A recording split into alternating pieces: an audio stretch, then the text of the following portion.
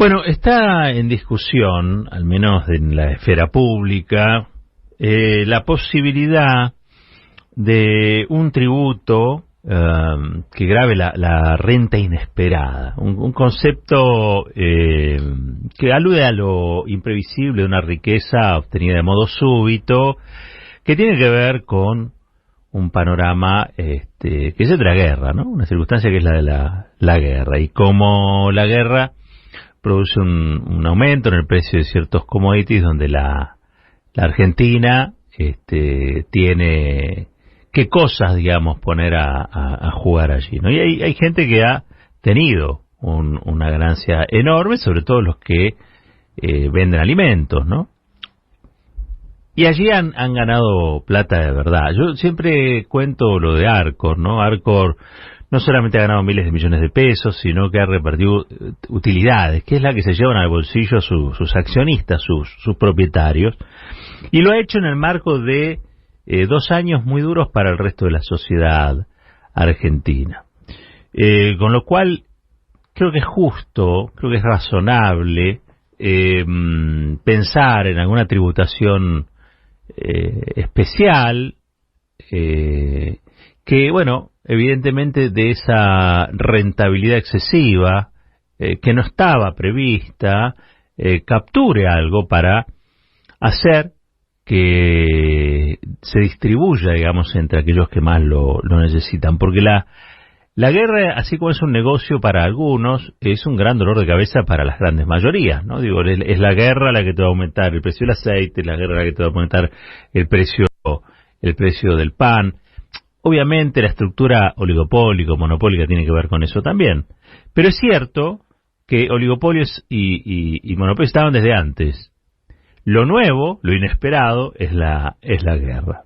A mí me parece que es una idea que nos invita a pensar y a reflexionar, como lo hizo en su momento el aporte solidario de las grandes fortunas, sobre qué lugares o en qué lugares el Estado podría ir a buscar recursos cuando esos recursos escasean, ¿no? Digo, para no pelearse muchas veces, algunos van al fondo, otros van a buscar en los impuestos que se pueden cobrar y que no ofrece conflictos cobrarlo. Bueno, es una salida por arriba, ¿no? Es como una especie de tercera posición porque, digo, no está yendo a las retenciones, que es algo que está tan diabolizado, tan satanizado, sino que aparece como un recurso que afecta al 3,2% de las empresas. Para que se den una idea, son las que el año pasado tuvieron ganancias superiores a los 1.000 millones de pesos. Ganancias superiores a los 1.000 millones de pesos. Es el 3,2% de las empresas, es decir, que queda prácticamente fuera del universo de lo gravable el 97% de las empresas. Estamos hablando de un universo hiperreducido, como también lo fue el aporte solidario, que fue hiperreducido. Recuerdan ustedes, 12.000 personas de la cantidad de habitantes que tenemos. La verdad es que no es una franja social que uno pueda decir, bueno, esto es un tema de mayorías o esto es un tema transversalmente preocupante. No. Y la verdad es que no es que dejan de ser multimillonarios los multimillonarios, ni tampoco van a dejar de ganar aquellos que ganaron. Lo que quizás sí es que esas ganancias se ponen dentro de un orden lógico. Y ese orden lógico es que uno no puede embolsar ganancias extraordinarias cuando hay una pobreza extraordinaria. Creo que cualquier enfoque ético estaría de acuerdo en que es mejor cobrarle a aquel que no lo va a sentir que cobrarle al que realmente lo va a afectar. Entonces, yo veo unas declaraciones de Rodríguez Larreta y realmente me indigno, porque es descarada la defensa que hacen de la opulencia y la riqueza en un país donde el 40% de la población es pobre, donde el gobierno tiene que lanzar una serie de bonos que son bonos de urgencia, son bonos de emergencias, pero que le van a llegar a casi 12 millones de personas o 13 millones de personas que si no, de otro modo la pasarían peor. Y alguien podrá decir, bueno, quizá no sea lo suficiente, pero la verdad es que cada vez que el gobierno intenta algo, tenés una oposición que está más atenta a defender a los ricos que a trabajar por los pobres. El resultado de todo eso es una realidad muchas veces invivible, pero lo cierto y concreto es que el gobierno está haciendo algo. Y el gobierno está haciendo algo muy concreto, que es ponerle plata en el bolsillo a la gente que lo necesita. ¿Sí? Plata que después va al consumo que genera recaudación. Es muy virtuoso eso que va a ocurrir y que va a suceder. Después discutimos si es el monto adecuado, ¿no? Pero hay una pretensión distributiva allí que yo saludo y celebro desde ya. Porque una cosa es discutir eso, una cosa es prestar atención a esos asuntos, y otra cosa es hacer lo que hace Horacio Rodríguez Larreta, por ejemplo, o Todos Juntos por el Cambio, ¿no? Larreta acaba de tuitear: ante las intenciones del Gobierno Nacional de crear un nuevo impuesto o subir uno existente que gravaría la renta inesperada, quiero dejar claro que estamos absolutamente en contra y que cuando llegue al Congreso lo vamos a rechazar. Son una máquina de rechazar. Son una máquina de rechazar cualquier cosa que alcance, ni siquiera puedo decir la palabra afecte, que alcance a aquellos sectores opulentos, los más concentrados en su riqueza de la sociedad argentina. Recordemos, entre otras cosas, que esta gente casi siempre responde, casi en modo reflejo, diría yo, a las demandas de la Cámara de Comercio de los Estados Unidos en la Argentina, a la demanda de los grandes bancos, a la demanda de los grandes terratenientes del país, a la demanda de los grandes monopolios, que tienen una bancada propia. La verdad que la bancada de Juntos por el Cambio es la bancada de todos esos grupos. Después hay un montón de gente que los vota creyendo que esa es la solución, o que ese modelo donde esos ganan tanto, y la mayoría la pasan tan mal, es el modelo que le sirve a la Argentina. Bueno, dice Horacio Rodríguez Larreta: la Argentina no soporta un impuesto más a la producción. No hay más margen para aumentarles tributos a los que trabajan. Quieren invertir y generar empleo. Es exactamente al revés. Hay que dejarlos producir, crecer y poner en movimiento la rueda. El gobierno tiene que hacerse cargo de la realidad económica, dejar de poner parches que no resuelvan los problemas de los argentinos y construir un marco económico claro que marque un crecimiento sostenible. Esto dice Horacio Rodríguez Larreta, que, como ustedes saben, está tratando de posicionarse para las elecciones presidenciales del año próximo. A ver, con este tributo que Martín Guzmán anunció ayer y que tendrá que ser debatido en el Congreso de la Nación, y veremos si es aprobado o no, si se dan las mayorías parlamentarias para que eso ocurra o no, no se va a atacar a la producción. Lo escuché yo en la conferencia de prensa y vi cómo la prensa canalla en general en todos los canales no le repreguntaba ni a La Espina ni absolutamente a nadie de los que pasaron en caravana a criticar lo que había dicho Guzmán. Las empresas que puedan demostrar o justificar que esa renta inesperada y extraordinaria va a ser reinvertida, ¿sí? O no tendrán que pagar el tributo o tendrán que pagar mucho menos. Ahora, hacen falta recursos. ¿Dónde los quieren ir a buscar? Hagámonos esa pregunta, ¿no? Digo, porque nadie le pregunta a Rodríguez Larreta o a La Espina o a cualquiera del PRO que está en la televisión. Bueno, estamos de acuerdo. Ustedes no quieren que le cobren a las empresas que ganan fortunas siderales de modo inesperado. ¿A quién, entonces? Yo lo escuchaba a La Espina ayer decir que el gobierno reparte miseria, que es mentira lo de la distribución del ingreso y que solo hay que fijarse lo que pasó con los jubilados, cómo se acható la pirámide y que solo le dan aumento a los de abajo. ¿Por qué? Y porque le dieron un montón de jubilaciones a los que nunca habían aportado. Y nadie le repregunta a La Espina, por ejemplo: La Espina, ¿y qué hacemos con los que no se pudieron jubilar? Porque las empresas no les hicieron los aportes. ¿Qué hacemos?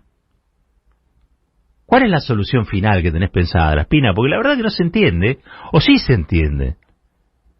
Van a los canales donde les aplauden cualquier barbaridad que digan, van a las radios, o atienden a las radios, donde nadie le repreguntaría esto que le estamos preguntando nosotros, y defienden lo indefendible, porque en realidad no podrían decirlo abiertamente, pero defienden a los ricos. ¿Y saben qué? Los ricos no necesitan que los defiendan.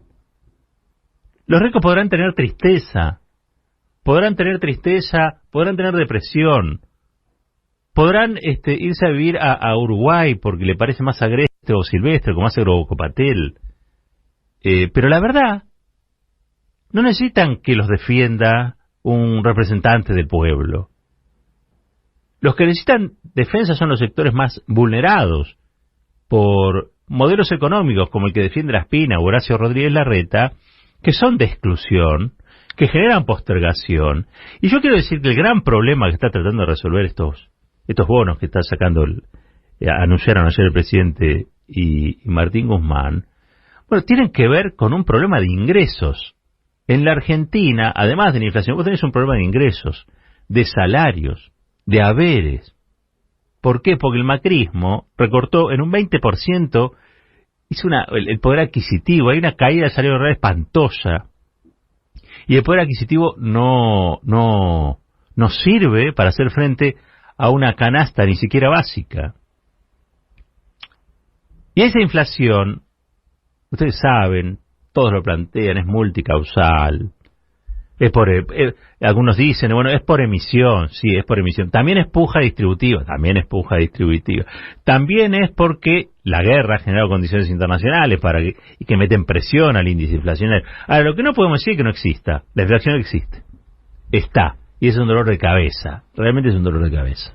Habrá que buscar la manera de resolverla. Lo que no se puede es, cuando el problema es la inflación y lo que genera en el bolsillo popular, no se puede salir a defender a los ricos, y eso es lo que hace el PRO, eso es lo que hace Juntos por el Cambio. Son más sensibles a lo que pueda decir la Cámara de Comercio de los Estados Unidos, a lo que le puede pasar al señor Grogo Patel, a lo que le pasa a las grandes corporaciones de Argentina, que a lo que le está ocurriendo a alguien que está viviendo su trabajo, tiene su tallercito, y desde esa insensibilidad fundieron 58.000 empresas cuando ellos fueron gobierno. Escuchen bien, 58.000 empresas fundieron los amantes de la libertad de mercado, de la desregulación, de los entrepreneurs.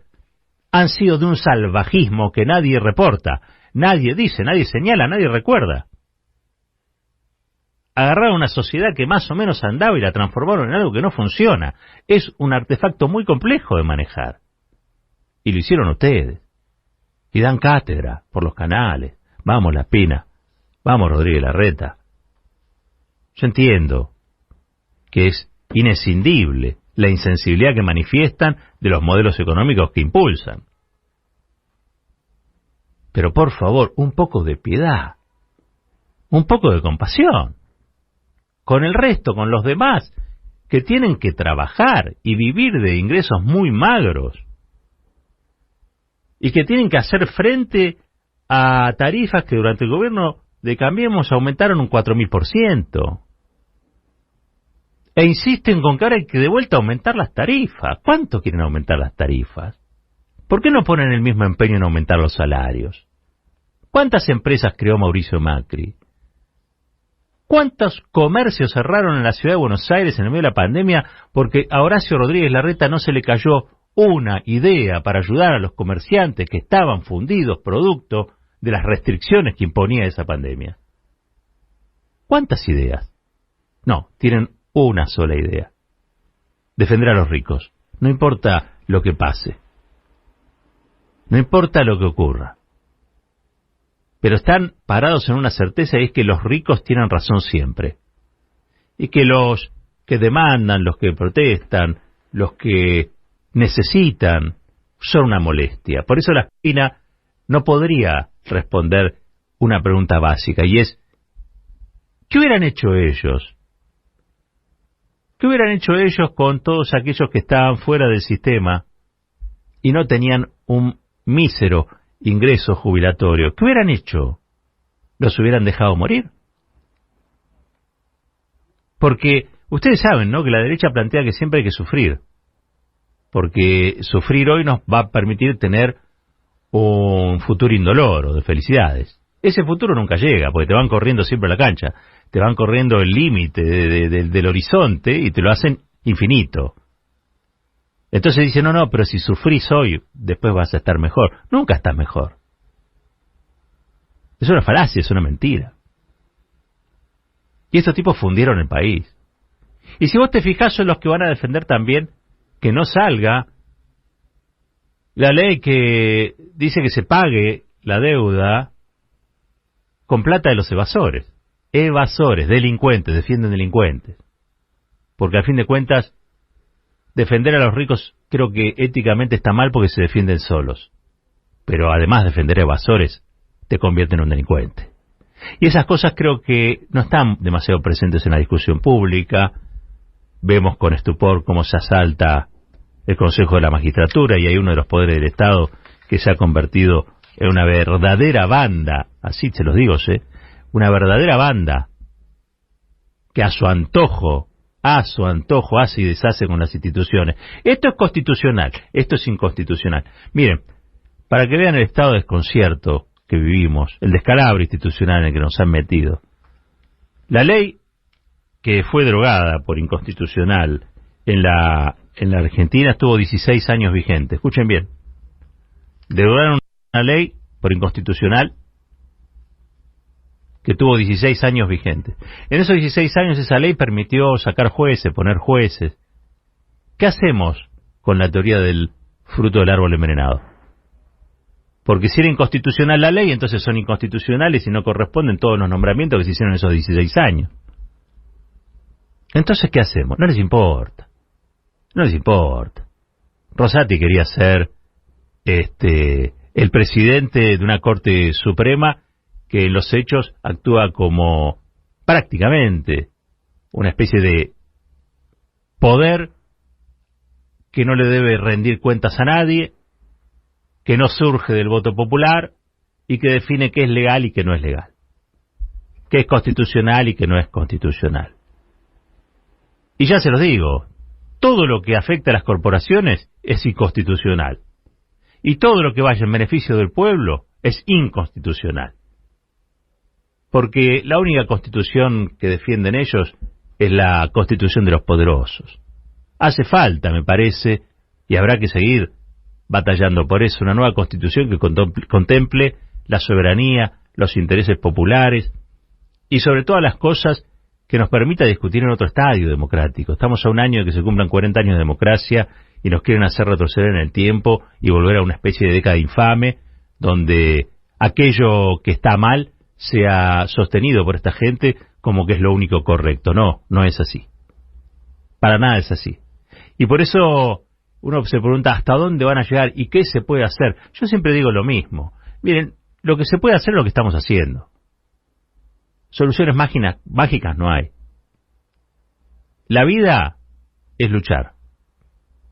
El que lo entienda creo que va a disfrutar un poco más de lo que ocurre y el que no lo entienda va a sufrir el doble. Pero la vida no es sufrir, la vida es luchar. Y a estos crápulas, que son unos verdaderos canallas, de la única manera en que lo vamos a poner en su lugar es luchando. Para todo lo demás existe un sistema, el statu quo, que hace que este país sea como es, pudiendo ser otra cosa mucho mejor, más igualitario, más inclusivo, más soberano, y donde de verdad reine en el pueblo el amor y la igualdad.